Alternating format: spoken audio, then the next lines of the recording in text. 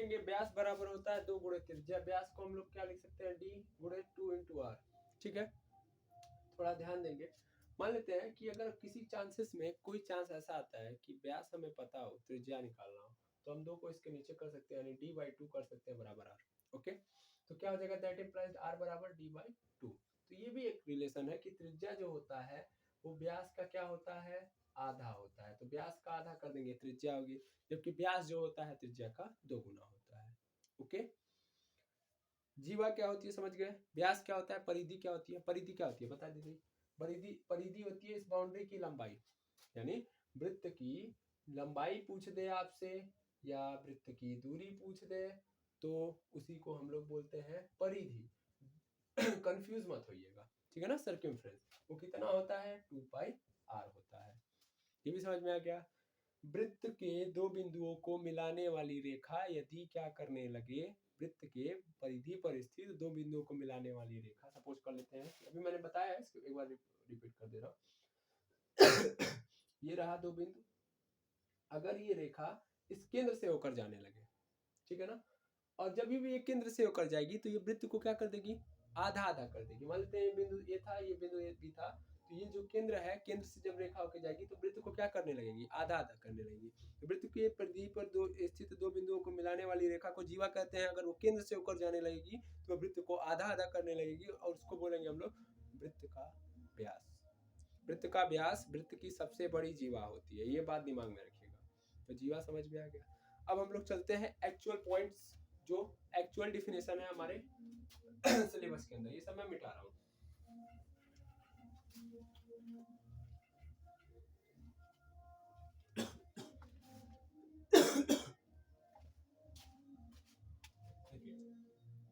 एक है हमारे में टेंजेंट। देखिए मैं एक बात बता दूं, रेखा आप सुने होंगे, रेखा और रेखाखंड, रेखाखंड ये 2 बातें मैंने बताई होंगी। रेखा जो होती है उसकी लंबाई अनंत होती है, मतलब वो अनंत लंबाई तक होती है, पता नहीं कहाँ से स्टार्ट हुई, पता नहीं कहाँ पे खत्म होगी, उसको बोलेंगे रेखा। लेकिन रेखाखंड उसी का कटा हुआ भाग है, हमको पता है स्टार्ट कहाँ से होगा, खत्म कहाँ पे होगा, ठीक है ना। तो रेखा और रेखाखंड में बड़ा डिफरेंस है, इसको बड़ा दिमाग में रखिएगा। हम जो वृत्त की जीवा लिए हैं, जो त्रिज्या लिए हैं, सब रेखाखंड है, ठीक है ना। अब हम किसकी बात करने जा रहे हैं, रेखा की बात, लाइन की बात, रेखा लड़की नहीं, ठीक है ना, ध्यान देंगे। अब मैं अगर देखूं तो अगर मान लेते हैं एक वृत्त है, वृत्त क्या होता है, बहुत सारे बिंदुओं का समूह होता है। अब मान लीजिए एक ऐसी रेखा आ रही है जो वृत्त के बहुत सारे बिंदुओं में से सिर्फ एक बिंदु को टच करके निकल ले रही है, तो सभी बिंदुओं को नहीं टच कर रही, सिर्फ एक बिंदु को टच करके निकल जा रही है, तो ऐसी रेखा को हम लोग स्पर्श रेखा बोलेंगे, यानी टेंजेंट। मतलब ये वृत्त है, सपोज वो रेखा जा रही है तो उसने सिर्फ एक बिंदु पर टच किया और एक बिंदु पर टच करके निकल गई। देखिए रेखा को एरो से रिप्रेजेंट करते हैं, ऐसे निकल गई, तो ऐसी रेखा को ही क्या कहेंगे हम लोग, स्पर्श रेखा। दिस इज कॉल्ड योर स्पर्श रेखा। स्पर्श रेखा, ठीक, इसी को इंग्लिश में बोल देंगे टेंजेंट, ठीक है ना। टेंजेंट क्या करता है, टेंजेंट जो होता है वह वृत्त के सिर्फ और सिर्फ एक पॉइंट को टच करके निकलता है। अच्छा, अब मान लीजिए अगर एक ऐसी रेखा आ रही है जो वृत्त के 2 बिंदुओं को टच करके निकल रही है, मतलब मान लेते हैं कि एक कोई रेखा आई और ये वृत्त के 2 बिंदुओं को टच करके निकली। देखिए यहाँ पे इस बिंदु को टच किया और यहाँ पे टच किया, 2 बार इसने टच किया, 2 बार जब टच किया तो क्या होगा, वो जब 2 बिंदुओं को टच करके जाएगी तो इसी रेखा को हम लोग सीकेंट बोलेंगे, सीकेंट लाइन। देखिए इसको टेंजेंट लाइन बोल सकते हैं और इसको बोलेंगे लाइन, लाइन जरूर बोलिएगा, सीकेंट लाइन। सीकेंट लाइन माने छेदक रेखा, छेदक रेखा। खुद देखिए छेद नहीं कर दिया वृत्त के अंदर, वृत्त के अंदर क्या कर दिया, इस रेखा ने छेद कर दिया। तो ऐसी रेखा जो वृत्त के अंदर क्या कर दे, छेद कर दे, ऐसी रेखा को ही क्या बोलते हैं हम लोग, सीकेंट लाइन। सीकेंट लाइन यानी छेदक रेखा, ठीक। और स्पर्श रेखा क्या होती है, जो वृत्त के सिर्फ एक बिंदु को टच करे। तो ये दोनों लाइनें आपको समझ में आ गई। दोनों लाइन से याद रखिएगा, छेदक रेखा 2 बिंदु को छेदते हुए निकलती है, वृत्त को छेदते हुए जो रेखा निकलती है वो क्या कहलाएगी, छेदक रेखा। जो छूते हुए निकलती है टेंजेंट लाइन। ओके, अब हम आगे बढ़ते हैं थ्योरम के पास। देखिए अब हमारे सिलेबस में सबसे पहला वाला जो प्रमेय है 10.1 वो है कि वृत्त के किसी बिंदु पर स्पर्श रेखा स्पर्श बिंदु से जाने वाली त्रिज्या पर लंब होती है। इसको मैं समझा रहा हूँ क्या क्या है। कि मान लीजिए एक वृत्त है, ओके, इस वृत्त का केंद्र होगा। सपोज करते हैं कि एक लाइन जा रही है, ये लाइन सिर्फ इस बिंदु को टच करके निकली है, इस बिंदु को टच करके निकली है, ध्यान देंगे। तो ऐसी रेखा जो वृत्त के सिर्फ एक बिंदु को टच करके जाए इसको क्या बोलेंगे? स्पर्श रेखा होगी। ये जो रेखा होगी पहली बात इसको मान लेते हैं ये एक्स है, इसको क्या मान लेते हैं? वाई है। ओके ठीक। दूसरा, अब अगर ये टच करते हुए निकली तो जिस बिंदु को इसने टच किया, देखिए ये क्या है आपका? स्पर्श रेखा है। ये क्या है आपका? स्पर्श रेखा है। और ये जिस बिंदु को टच करके निकली है इसको बोलते हैं स्पर्श बिंदु। ठीक है, तो अब बढ़िया से समझिएगा। इसने बोला है कि वृत्त के किसी बिंदु पर स्पर्श रेखा स्पर्श बिंदु से जाने वाली त्रिज्या पर लंब होती है। मतलब क्या समझे आप? पहली बात तो अगर मैं मान लेते हैं केंद्र है, केंद्र से इसको मिला दूं, इस बिंदु को मैं मान लेता हूं ए, इस त्रिज्या को मान लेता हूं ओ।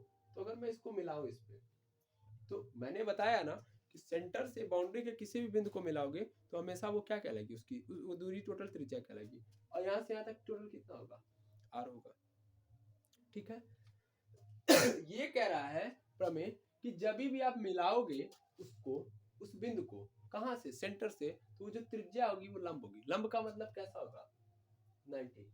अब मैं सीधी बात में बोलूं तो प्रमेय 10.1 ये कह रहा है कि भैया कभी भी जब तुम स्पर्श रेखा खींचोगे तो जो स्पर्श रेखा खींची जाएगी, स्पर्श रेखा माने एक बिंदु को टच करके जाएगी, तो वो जो बिंदु होगा उस बिंदु को कभी भी तुम सेंटर से मिलाओगे तो हमेशा वो सेंटर पे कैसा होगी? लंब होगी। मतलब हमेशा उस रेखा पर, ये स्पर्श रेखा पर हमेशा वो त्रिज्या कैसी होगी? लंब ही होगी। लंब मतलब इस रेखा पे कैसा? 90 का फील कराएगी। फिर से once again ध्यान से समझना, theorems is very important for question solving, very helpful. Okay, तो ध्यान देंगे नहीं तो समझ में नहीं आएगा। जैसे कि मैंने बोला कि ये रहा आपका, ये पॉइंट है, स्पर्श बिंदु इसको बोलते हैं, स्पर्श बिंदु है। और ये स्पर्श बिंदु पर एक स्पर्श रेखा जा रही है। स्पर्श बिंदु तभी कहेंगे जब कोई रेखा उसको टच करके जाए, तो स्पर्श बिंदु है। अब ये स्पर्श बिंदु है, जब हम वहां से उस स्पर्श बिंदु पर त्रिज्या लेके आते हैं, मतलब सेंटर से कोई लाइन ड्रॉ करते हैं तो स्पर्श बिंदु आती है, स्पर्श रेखा क्या बोलते हैं? त्रिज्या आती है। वो त्रिज्या वाली जो रेखा है इस स्पर्श रेखा पर कैसी गिरेगी? लंब गिरेगी। और यही आपको क्या करना है? प्रूफ भी करना है। और यही आपका थ्योरम है। थ्योरम वही होते हैं जिनको हम प्रूफ कर सकते हैं, नहीं तो बाकी तो क्या हो सकते हैं? वो एक्सियम्स एंड पोस्टुलेट्स हो सकते हैं। तो अगर प्रमेय दिया गया तो इसको प्रूफ किया जा सकता है, तो क्या हम कर सकते हैं कि नहीं कर सकते? बिल्कुल करेंगे। समझ में आ गया होगा? तो ध्यान देंगे क्या क्या दिया गया है, इस चीज को देखेंगे। तो दिया है क्या, अगर हम इस पूरे फिगर को देखा जाए तो दिया क्या है कि जो इसमें स्पर्श रेखा क्या है? स्पर्श रेखा है एक्स वाई, स्पर्श रेखा है एक्स वाई। ठीक है, और ये किस बिंदु से जा रही है? ये ए स्पर्श बिंदु से जा रही है, स्पर्श बिंदु से जा रही है। ठीक है, ओके क्या सिद्ध करना है आपको? सिद्ध क्या करना है आपको? सिद्ध क्या करना है? क्या सिद्ध करना है? कि ये जो लाइन आई है ओए, वो एक्स वाई पे कैसी है? परपेंडिकुलर है। यानी जो ओए है वो परपेंडिकुलर है एक्स वाई के। यही तो प्रूफ करना है, वही तो वो बोल रही है बात। ठीक है ना? तो कैसे करेंगे इसको देखते हैं। अब मान लेते हैं, सपोज कर रहे हैं कि हम ना एक रचना कर रहे हैं। रचना का मतलब कि हम एक कंडीशंस फॉलो कर रहे हैं। मान लेते हैं कि हम इस स्पर्श रेखा पर यहाँ पे एक बिंदु ले लेते हैं, यहाँ पे भी एक बिंदु लेते हैं, यहाँ पे भी चाहो तो ले लो, कहीं भी ले लो, मतलब कहीं भी तुम स्पर्श रेखा पर कोई बिंदु लो और उसको ना उस केंद्र से मिलाओ। ठीक है, इसको मिला देते हैं, इसको मिला देते हैं, या इसको मिला देते हैं, सबको मिला दिया इसको मान लेते हैं क्यू, इसको मान लेते हैं आर, इसको मान लेते हैं एस। तीन तीन लाइनें मिलाई। थोड़ा ऑब्जर्व करने वाली बात है, बस ऑब्जर्व कर लेना भाई। मैंने बोला ना कॉन्सेप्ट बहुत जरूरी होता है। तुम बताओ, अगर ओ से आ रहा है ये क्यू पे, तो इसकी दूरी अगर देखी जाए तो कितनी होगी? मतलब सर मतलब ये कि अच्छा एक बात बताओ, ओ से लेके ये वृत्त तक आया तो वृत्त की बाउंड्री तक इसकी दूरी कितनी होगी? सर आर होगी, क्योंकि केंद्र से परिधि पर कोई भी बिंदु है उसकी दूरी हमेशा फिक्स होती है। अच्छा तो यहाँ से ओ से लेके यस तक जब जा रहे हैं तो बाउंड्री तक आए तो कितना था? आर था। ओ से लेके आर तक जा रहे थे तो यहाँ बाउंड्री तक आए तो आर था, यहाँ तक तो आर था सर, लेकिन इसके आगे सर एक्स्ट्रा है। अच्छा बढ़िया, तुम समझ रहे हो, समझदार हो। एक बात बताओ, ये जो स्पर्श बिंदु मिला है हो, ये स्पर्श बिंदु ये कहाँ है? सर ये तो वृत्त के बाउंड्री पर ही स्थित है और इसकी दूरी एग्जैक्ट आर है। लेकिन बाकी लोग जो है इस वाली दूरी से, ये जो OA की दूरी है इससे अधिक ही है, मतलब OA की जो दूरी है उससे हमेशा कौन बड़ा, मतलब उससे बाकी सभी बड़े हैं। जैसे O से लेके Q तक देखा जाए वो भी बड़ा होगा कि नहीं होगा, क्योंकि यहाँ हमेशा प्लस में, मतलब इतनी दूरी एक्स्ट्रा हो रही है ना, ये तो इतना ही आर हो रहा है, इतना तो अभी और बचा है, यानी OQ क्या हो रहा है? OQ इस वाले से बड़ा है। अच्छा OA से और भी बड़ा है, OS भी तो बड़ा है, OS भी बड़ा हो रहा है, OR भी बड़ा हो रहा है, यानी OA से क्या है? OR भी बड़ा है कि नहीं है? तो हर कंडीशन में सभी कोई भी बिंदु तुम अब लोगे तो सभी के सभी बिंदु क्या होंगे? सभी के सभी बिंदु क्या होंगे? इस OA से बड़े ही होंगे, यानी इस R से बड़े ही होंगे। अच्छा तो इसको ऑब्जर्व करा के क्या करोगे सर? कुछ नहीं, बस तुमको एक चीज सिखानी है। इस पूरे को मैं मिला रहा हूँ, मतलब इस पूरे को लेके आ रहा हूँ मैं। कौन सा? ORQ, इसको मैं बगल में बनाता हूँ, ठीक है? ORQ, तो ORQ ध्यान देंगे, ये रहा आपका पॉइंट ए, यहाँ पे एस भी था, उसको भी ले लेते हैं, निश्चिंत रहिए, ऐसा मत सोचिए कि नहीं हम नहीं लेंगे, ठीक है? अब एक बात बताइए, अगर आपको मैंने बताया हो इससे पहले तो एक बात मैंने समझाई थी। अब मान लेते हैं त्रिभुज बन गया, ORQ एक त्रिभुज मान लेते हैं, बड़ा सा त्रिभुज। इस त्रिभुज के अंदर दो रेखाएं हैं, इसके अंदर सबसे छोटी वाली रेखा क्या है? वो ए है। और आप एक बात बताए हैं कि अगर किसी भी पॉलीगॉन का अगर आपको क्या निकालना हो, किसी भी पॉलीगॉन का क्या निकालना हो, किसी भी पॉलीगॉन की हाइट बतानी हो, ठीक है ना? तो हाइट बताने के लिए आपको क्या करना पड़ता है? हाइट क्या होती है? हाइट जो होती है, अगर किसी पॉलीगॉन की हाइट के बारे में बात की जाए तो हाइट जो होती है, it is a minimum length between between between का मतलब क्या होता है? बीच में, मतलब समझो कि मान लो हमें इस पूरे त्रिभुज की हाइट बतानी है, तो हाइट ये कहता है कि मिनिमम लेंथ होनी चाहिए किसके किसके बीच में? बिटवीन हाईएस्ट वर्टेक्स इसका क्या है? कोई भी एक वर्टेक्स ले लेते हैं, उस वर्टेक्स से उसके आधार से, उसके आधार के बीच में, और मतलब जहां से भी ले रहे हैं, जिस जगह से खींच रहे हैं उससे और उसके हाईएस्ट वर्टेक्स के बीच की जो सबसे न्यूनतम दूरी होती है वही उसकी क्या कहलाती है? ऊंचाई कहलाती है। और जब भी हम ऐसा करते हैं तो हमेशा एक कैसा होता है? लंब होता है, सीधी रेखा होती है जो न्यूनतम वाली होती है, उसकी हाइट हमेशा कौन बताता है? मान लेते हैं क्वाड्रिलेटरल होता है, इससे पहले हमने सिखाया हुआ, फिर से समझना। क्वाड्रिलेटरल की हाइट निकालनी है तो क्या करते हैं हम लोग? इसके मिनिमम से क्या कर देते हैं, मतलब हम लोगों को अगर निकालना है तो इसके मिनिमम वर्टेक्स से क्या कर देते हैं? एक लाइन ड्रॉ कर देते हैं, और वो कैसी होनी चाहिए? 90 पे होनी चाहिए। क्यों होनी चाहिए 90 पे? 90 पे होगा तो मिनिमम होगा। और जब भी किसी भी पॉलीगॉन के अंदर जो मिनिमम डिस्टेंस दिखाता है वही उसकी हाइट भी होती है, नोट कर लेना है। और वही उसका क्या होता है? वह जो रेखा आती है जो मिनिमम हाइट रिप्रेजेंट करती है वो हमेशा 200% कंफर्म है कि वो क्या होगी? परपेंडिकुलर ही होगी। बिना परपेंडिकुलर के वो कभी भी क्या नहीं कर सकती? हाइट को नहीं शो करती। आप खुद देखे होंगे हम लोग क्या करते हैं, हम लोग एक परपेंडिकुलर ड्रॉ कर देते हैं, जैसे कि हम लोगों ने क्वाड्रिलेटरल ऐसे नहीं बनता है, क्वाड्रिलेटरल वो तो 90 पे पहले से ऑलरेडी है। क्वाड्रिलेटरल आप लोग देखे होंगे ऐसे कुछ बनता है समथिंग। अब इसकी हाइट निकालनी होती है तो हम लोग यहाँ से क्या करते हैं? एक लंब ऐसे गिरा देते हैं। तो ये वाला जो होता है यही हमको हाइट बताता है। ये करता क्या है? हाइट कैसे बताता है? ये मिनिमम लेंथ शो करता है किसके किसके बीच में? बाकी प्लेन्स के अंदर और किससे? हाईएस्ट वर्टेक्स से या किसी भी एक वर्टेक्स से। बात आ गई समझ में? तो एक बात बताओ, इस वृत्त में देखा जाए तो ये सबसे मिनिमम दूरी तय कर रहा है, मतलब मिनिमम अगर बता रहा है, ध्यान देना। तो अगर मैं हाइट की बात करूं तो हाइट क्या मिनिमम लेंथ शो कर रहा है, तो अगर कोई मिनिमम लेंथ शो कर रहा है तो हम नहीं मान सकते कि वो परपेंडिकुलर है। 200% सर एकदम होगा। पॉलीगॉन्स के अंदर जो मिनिमम हाइट शो करता है वही क्या होता है? आपका परपेंडिकुलर होता है, और वही उसकी एक्चुअल हाइट होती है। जैसे मैं इसी कोऑर्डिनेटर को ले रहा हूँ, क्यों मैं इसके थ्रू समझा रहा हूँ? क्योंकि इस पे मैंने बहुत बार आर्ग्यू किया और आप लोग समझ रहे होंगे, ठीक है? तो ध्यान देंगे, यहाँ से एक मैंने लाया 90 पे गिराया हूँ, बाकी मैं ऐसे लेके आ रहा हूँ। ऐसे, ठीक है ना। इसकी जो लेंथ है वो है 5, इसकी जो लेंथ है इस वाले की 6 और इसकी जो लेंथ है 7, इसकी 6.5, ठीक है। अब मैं पूछूं इसकी हाइट कौन सा करना है, तो जो सबसे मिनिमम लेंथ मिनिमम करता है वही क्या होता है, वही उसकी हाइट होती है। ये इसकी क्या है, हाइट है। और बाबू जब भी हाइट रिप्रेजेंट करेगा ना तो 90 पे होगा। बस मैं यही समझा रहा हूँ कि बाकी सभी पॉइंट्स क्या है, बाकी सभी पॉइंट्स क्या है, आर से बड़े ही है, मतलब ओए से बड़े ही है, लेकिन ओए इन सब में क्या है, सबसे छोटा है। तो ओए अगर छोटा है तो क्या होगा, ओए छोटा होने के कारण क्या होगा, वो मिनिमम डिस्टेंस बता रहा है। और मिनिमम डिस्टेंस कौन बताता है, जो परपेंडिकुलर होता है वही बताता है, सीधी बात। आ रही बात समझ में। तो ये मिनिमम डिस्टेंस तो कर रहा है, इसलिए क्या होगा, परपेंडिकुलर होगा, और वही आपको सिद्ध करना था, ठीक है ना। तो यहां से मैं कैसे करूंगा इसको समझा रहा हूं, मैं क्या लिखूंगा मैं जैसे जैसे मैं लिख रहा हूं वैसे वैसे प्रमेय में लिखना है। तो ध्यान देंगे, मैं लिखूंगा रेखा एक्स वाई पर एक के अतिरिक्त, ये तो स्पर्श बिंदु है, इसके अलावा एक के अलावा कोई बिंदु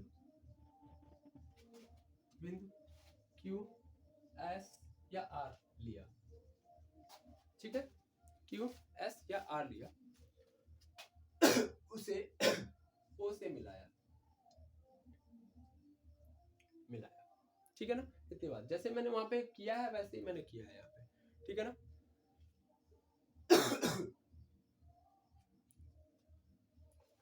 अब ध्यान देना, तो एक्स वाई क्या है, एक स्पर्श रेखा है,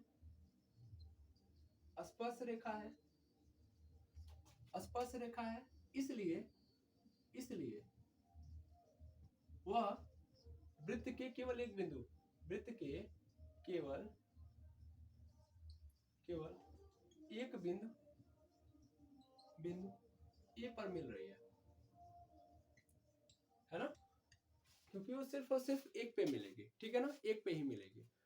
उसके बाद क्या होगा, अब जो भी पॉइंट्स है, मतलब पी के अलावा सॉरी ए के अलावा जो भी पॉइंट्स है, जैसे कि क्यू हो गया, एस हो गया, आर हो गया, इसलिए क्यू एस आर ये सब क्या होंगे, वृत्त के बाहर स्थित होंगे। वृत्त के कहाँ स्थित है, बाहर स्थित है। इतनी बात समझ आई, वृत्त के कहाँ स्थित है, बाहर स्थित है। इसलिए अब अगर बाहर स्थित है तो जो ये होंगे, जैसे कि ओ क्यू होगा, वो भी क्या होगा, आर से बड़ा होगा, वही चीज जो ऊपर लिखा था।